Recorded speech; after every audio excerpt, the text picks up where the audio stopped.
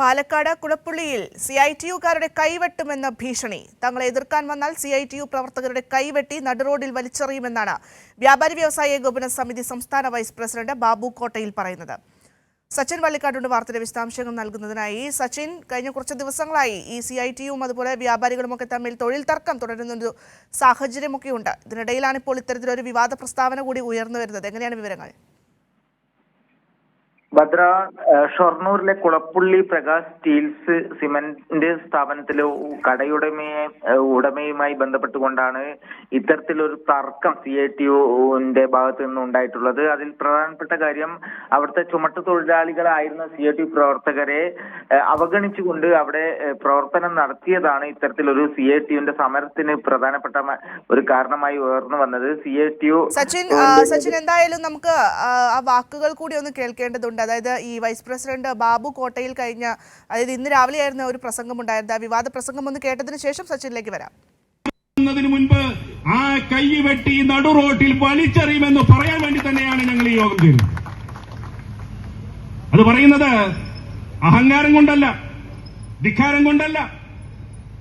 ഈ രാജ്യം അനുശാസിക്കുന്ന, ഈ നാട് അനുശാസിച്ചിട്ടുള്ള ഈ നാട്ടിലെ നിയമം, ആ നിയമം ഒരു ഓർഡർ അടിച്ചു കൊടുത്തിട്ടുണ്ട്.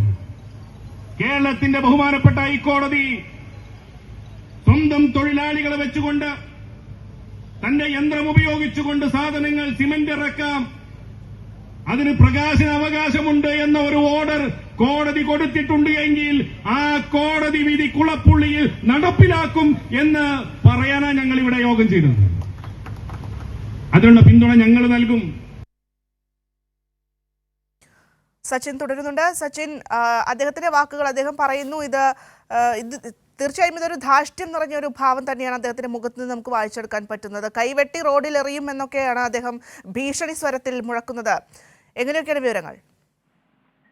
ഷൊർണൂരിലെ കുളപ്പുള്ളിയിലെ പ്രകാശ് സ്റ്റീൽസ് ഉടമ ജയപ്രകാശിന് ഐക്യദാർഢ്യം പ്രഖ്യാപിച്ചുകൊണ്ടായിരുന്നു വ്യാപാരി വ്യവസായി ഏകോപന സമിതിയുടെ നേതൃത്വത്തിൽ ഇന്ന് അവിടെ ഒരു ധർണ സംഘടിപ്പിച്ചത്. ആ ധർണയിലാണ് ഇത്തരത്തിലൊരു വിവാദ പ്രസ്താവന വ്യാപാരി വ്യവസായി ഏകോപന സമിതിയുടെ സംസ്ഥാന വൈസ് പ്രസിഡന്റായിട്ടുള്ള ബാബു കോട്ടയിൽ ഉന്നയിച്ചിട്ടുള്ളത്. അതായത് CITU പ്രവർത്തകർ എതിർക്കാൻ വന്നാൽ അവരുടെ കൈ വെട്ടും എന്ന രീതിയിലുള്ള പ്രസ്താവനയാണ്, വിവാദമായ ഒരു പ്രസ്താവനയാണ് ബാബു കോട്ടയിൽ ഉന്നയിച്ചിട്ടുള്ളത്. ഇത് വലിയ രീതിയിൽ ഇപ്പോൾ ചർച്ചയായിരിക്കുകയാണ്. കാരണം കോടതി വിധി തങ്ങൾ നടപ്പിലാക്കുമെന്നും ഇതിനെതിരെ ഏത് CITU പ്രവർത്തകരോ അല്ലെങ്കിൽ മറ്റ് തൊഴിലാളി സംഘടനാ പ്രവർത്തകരോ വന്നാൽ അവരെ എതിർക്കുമെന്ന രീതിയിലുള്ള ഒരു വിവാദമായ പ്രസ്താവന തന്നെയാണ് വ്യാപാരി വ്യവസായി ഏകോപന സമിതിയുടെ സംസ്ഥാന വൈസ് പ്രസിഡന്റ് കൂടിയായിട്ടുള്ള ബാബു കോട്ടയിൽ ഉന്നയിച്ചിട്ടുള്ളത്. മാത്രമല്ല, കഴിഞ്ഞ കുറച്ചു ദിവസങ്ങളായി ഷൊർണൂർ കുളപ്പള്ളിയിൽ വ്യാപാരി ജയപ്രകാശനുമായി CITU പ്രവർത്തകരും തമ്മിൽ ചില പ്രശ്നങ്ങൾ നിലനിൽക്കുന്നുണ്ട്. അതിൽ പ്രധാനപ്പെട്ട കാര്യം, CITU പ്രവർത്തകരാണ് അവിടെ കാലാകാലങ്ങളായി സിമന്റുകളും അതുപോലെ തന്നെ മറ്റ് അസംസ്കൃത വസ്തുക്കൾ, കമ്പി അടക്കമുള്ള കാര്യങ്ങളൊക്കെ ഇറക്കിയിരുന്നത്. ഇതിന് ഒരു തടസ്സം നിൽക്കുന്ന ഒരു നിലപാടാണ് പ്രകാശ് സ്റ്റീൽസ് ഉടമ ജയപ്രകാശ് സ്വീകരിച്ചത്. ഇതിനെതിരെയാണ് CITU പ്രവർത്തകരുടെ നേതൃത്വത്തിൽ അവിടെ സമരം ആരംഭിച്ചത്.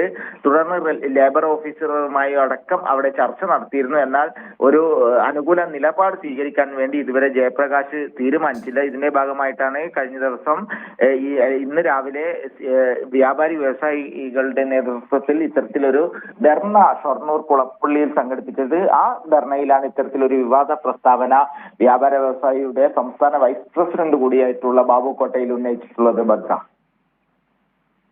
ശരി സച്ചിൻ, പാലക്കാട് കുളപ്പുള്ളിയിലാണ് CITUകാരുടെ കൈവെട്ടും എന്നുള്ള ഭീഷണി ഉയർത്തുന്നത്. അതായത് തങ്ങളെ എതിർക്കാൻ വരികയാണെങ്കിൽ CITU പ്രവർത്തകരുടെ കൈവെട്ടി നടു റോഡിൽ വലിച്ചെറിയുമെന്നാണ് വ്യാപാരി വ്യവസായി ഏകോപന സമിതി സംസ്ഥാന വൈസ് പ്രസിഡന്റ് ബാബു കോട്ടയിൽ പറയുന്നത്. ഇന്ന് രാവിലെയായിരുന്നു ഈ ഒരു വിവാദ പ്രസ്താവന നടത്തുന്നത്. CITU പ്രവർത്തകരും അതുപോലെ തന്നെ വ്യാപാരി വ്യവസായ സമിതി അംഗങ്ങളൊക്കെ തമ്മിൽ കഴിഞ്ഞ കുറച്ച് ദിവസങ്ങളായി തൊഴിൽ പരമായിട്ടുള്ള ചില പ്രശ്നങ്ങളൊക്കെ ഉണ്ടായിരുന്നു, ചില വാക്കുതർക്കങ്ങളൊക്കെ ഉണ്ടായിരുന്നു. അതിനിടയിലാണ് ഇത്തരത്തിലൊരു പ്രസ്താവന എന്നത് കൂടി ശ്രദ്ധേയമാവുകയാണ്.